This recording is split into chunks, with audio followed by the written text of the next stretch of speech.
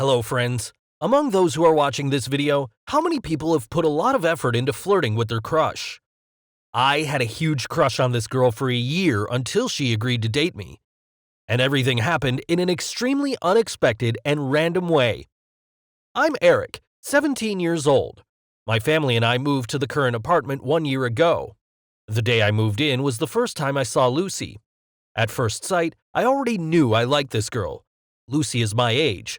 Her family lives on the 14th floor, and we are on the 7th floor.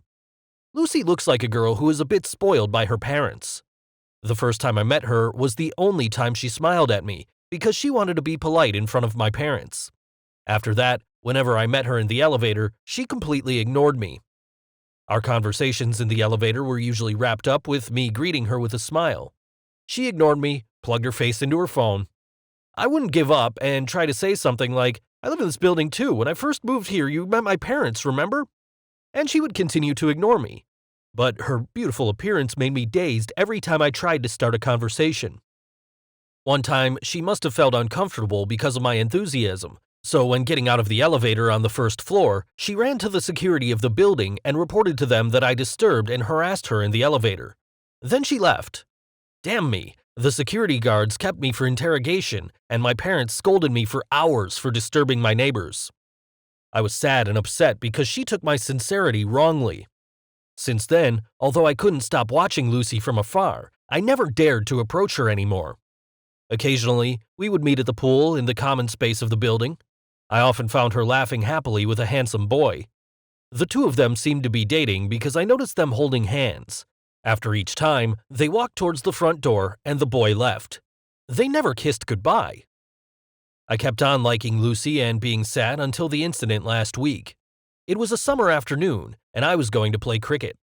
When I stood in front of the elevator door, I heard a strange rattle and a sound like a woman screaming inside. When the elevator door opened on the 7th floor, I panicked when I saw Lucy's scared face when she was crushed against the wall by a familiar-looking male figure. When the face turned around, it turned out to be her boyfriend.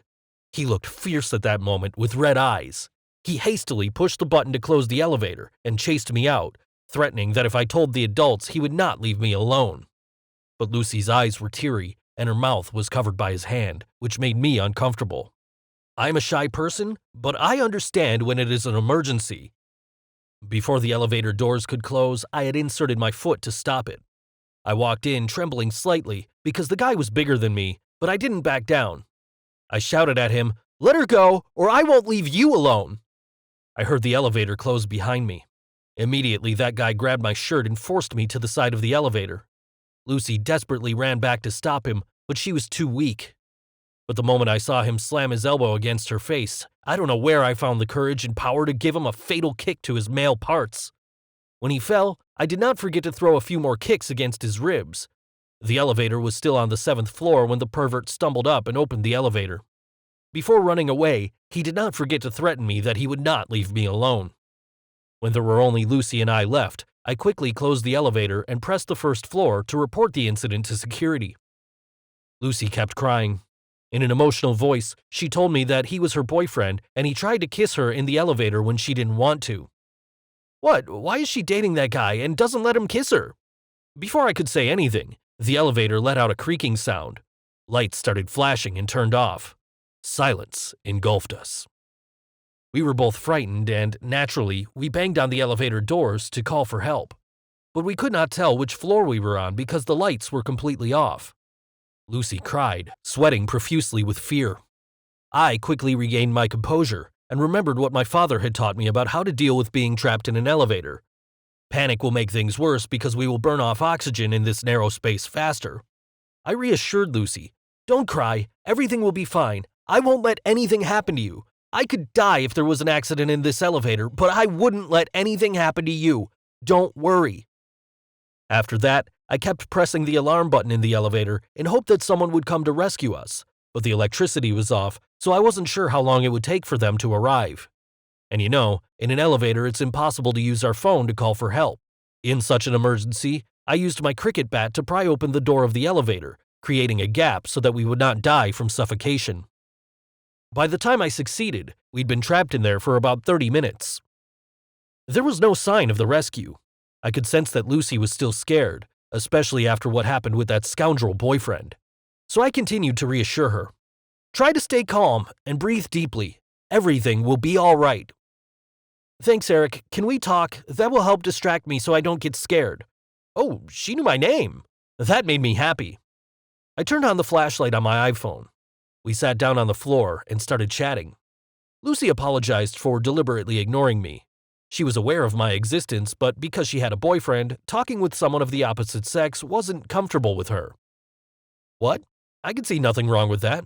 After asking, I discovered that Lucy's family is very religious. That's why she and her boyfriend had been dating for months, but they only held hands. That day, they met to study at Lucy's place. As soon as her parents had to go out shopping, that boyfriend started to touch her inappropriately. Lucy was uncomfortable and refused, but she didn't want to lose him, so she still tried to walk him down to the hall and explain to him her feelings. But she didn't expect that guy's eagerness to culminate. He forcibly kissed Lucy in the elevator despite her screaming. I thought Lucy was strange, but also pitiful. If it was me, I will respect your will, Lucy. Honestly, I liked you the first time I met you in the apartment hall. I always thought you were charming and beautiful, and I'm not worthy of you at all. Lucy smiled shyly upon hearing that compliment from me. She seemed to have calmed down a bit, and I couldn't help but feel happy because we'd never been so close. The scent of her perfume was so pleasant. We awkwardly looked at each other through the flash. Our faces were so close, it was almost a kiss. I didn't want to repeat her boyfriend's mistake a few minutes ago, but Lucy's grateful gaze was so passionate, I couldn't resist. At that moment, the light came on and the elevator started moving as if to tease us. Lucy hurriedly stood up, embarrassedly fixing her clothes. Oh my goodness, she said. I replied awkwardly, wow, that's scary. It turned out that due to some technical problems, the whole building's power was cut off. The elevator then took us down to the first floor safely. The security team of the building came to check on our condition because we were trapped inside for more than an hour. The security guards complimented me on how quickly I reacted to crack open the elevator doors so that we could breathe. I saw Lucy smile proudly, making me blush too. When all of them left, I put on my backpack and prepared to say goodbye, but Lucy took the initiative to hold my hand and said, Hey, thank you for saving me so bravely twice today. You're brave and smart. Maybe we can go out on a date sometime. What do you think, Eric? My heart was about to explode. Yeah, I would love that. How about Sunday at 5 p.m. at Starbucks? Great, I can't wait to see you there, Lucy said with a smile before she turned away. That's the story of how I got a date with my crush in the elevator. Not quite as romantic and normal as others, but still had satisfactory results.